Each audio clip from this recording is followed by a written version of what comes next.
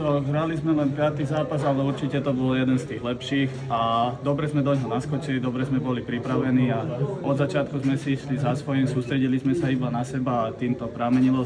Škoda tých nevyužitých šancí, bolo by to ešte väčším rozdielom, ale sme rádi hlavne za 3 body, teraz sa od toho odrazíme a tvrdá robota nás čaká. Podľa mňa ne, len proste sme si uvedomili, jak treba hrať doma a celkovo a sme to iba potvrdili, dobre sme sa nachystali celý týždeň a hovorili sme si, čo treba hrať a to sme aj urobili, som rád za celý tým a za títo 3 body, čo sme potrebovali.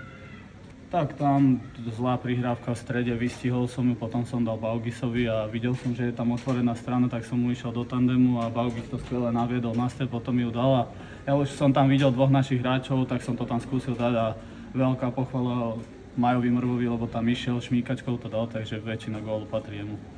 Teší ma obrovsky to, že sme konečne to zvládli za 3 body a že sme to dokázali takýmto výkonom, že sme ich nápadali celý zápas v dobrom tempe.